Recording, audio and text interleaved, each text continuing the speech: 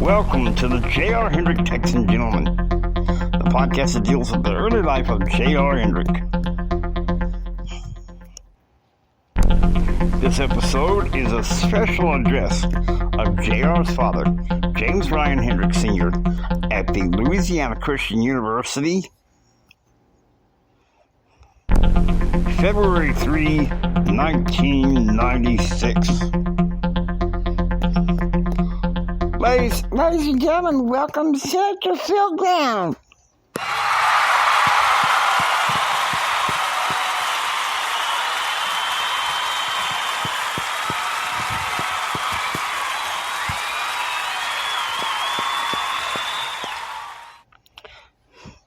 Before I come on stage and give my piece, there's a man here at my side that has supported me ever since I decided to start running for the presidency. His name is James Ryan Hendrick Sr. He works with the Clinton administration, but says that they haven't done enough to fix the economy. I'm bringing you forward. Jim? Thank you.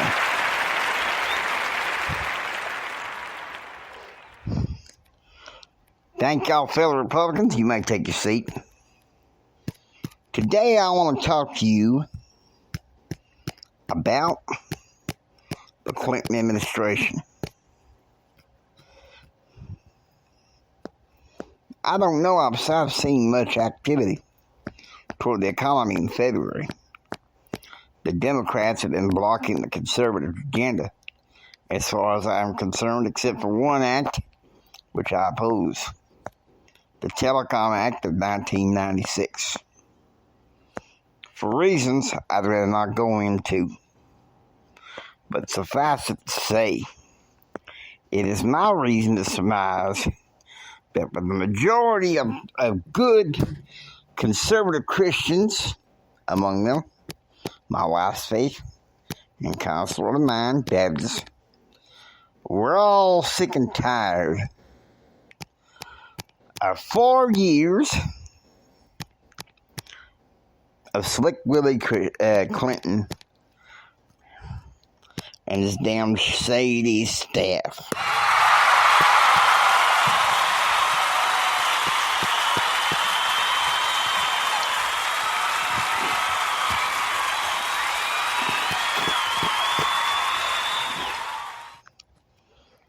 President Clinton, in his State of the Union, promised to work with Republicans to fix the economy and slash government spending. Maybe in some ways he has, but last year's government shutdown tells me that it's lacking. Clinton's been saying since the damn election of 94 after that he would try to govern from the center. Maybe in some ways he's made some progress. But to many of us Americans, we're damn unhappy. That is why I'm supporting Phil Gramm, who I believe should be the future president of the United States.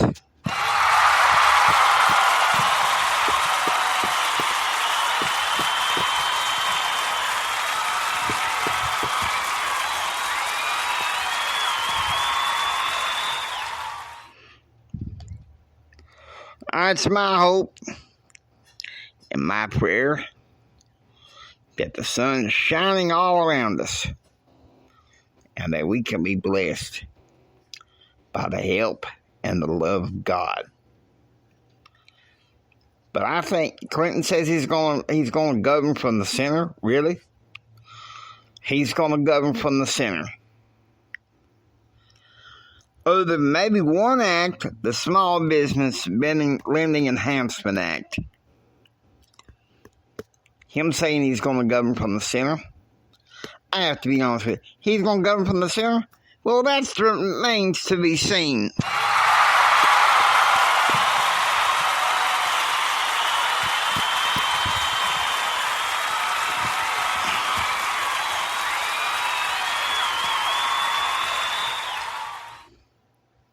Clinton spent much of 1995 building upon pork barrel projects and also, no doubt, dealing with international politics the world over to look after and care for his base. Really? We're going to go there now? I'm going to tell you right now what I see. Old Bill Clinton. See him in some of the damn press conferences he does to conservative media. I did not sexually harass Paula Jones, and I never asked anybody to lie. BS.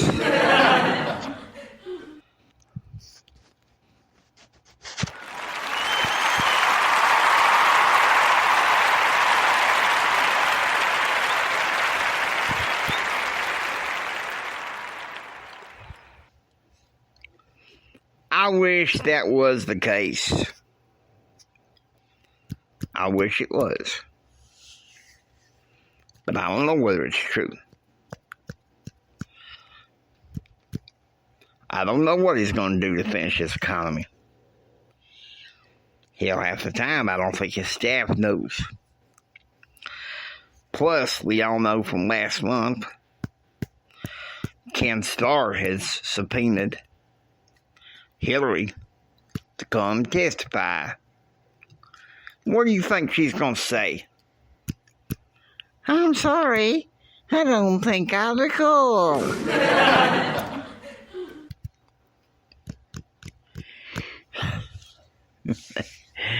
I could say some things that'd be ugly.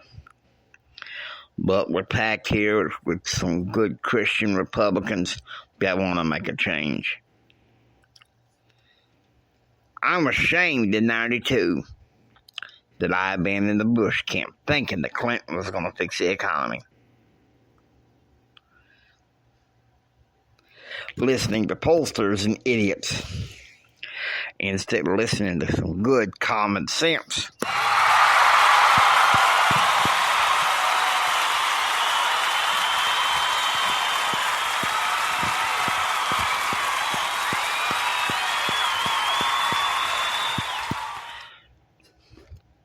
In January 1995, I recommended faith-based initiatives for small business. It passed the House with flying colors, 88% of the vote. In the Senate, it got bogged down because a few Republicans decided to join the Democrats to vote it down. This year, I introduced again, it's bogged down again. And why? A subterfuge campaign by the Clinton administration. That's why we need a Texan back in the White House.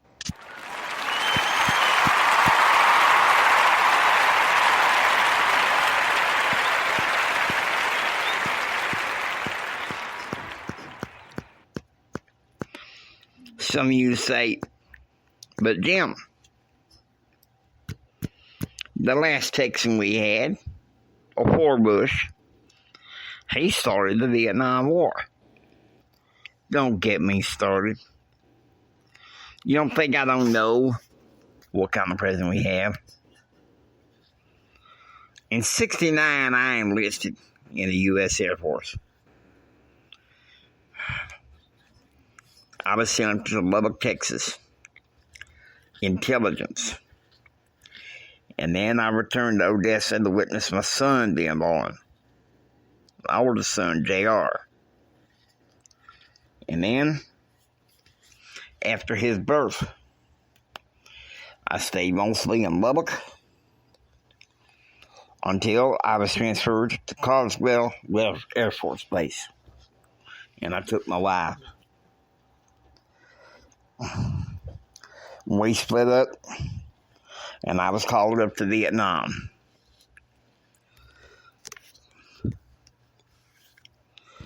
I was chief of crew of 13 in a large Air Force fighter craft.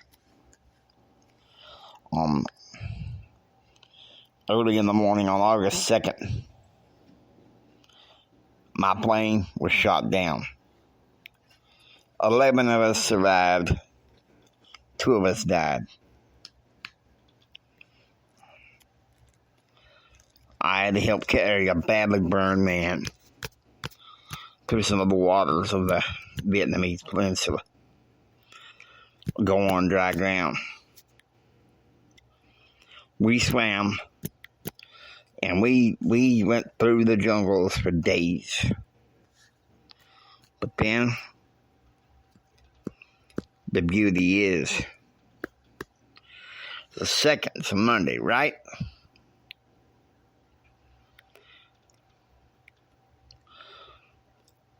On the 6th, I ran across a New Zealand force, and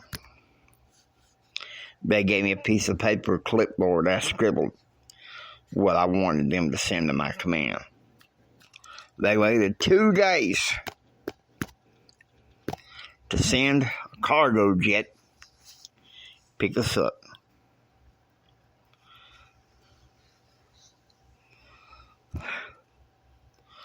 I was flown to the hospital in Da Nang, where I was there for about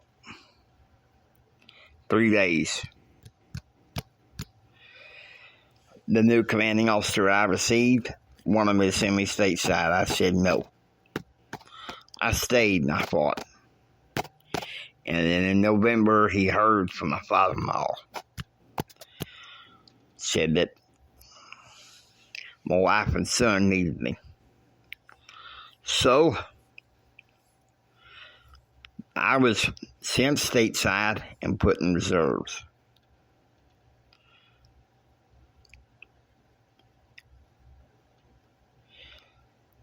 War changes people. I don't necessarily support war, but I did to serve my country.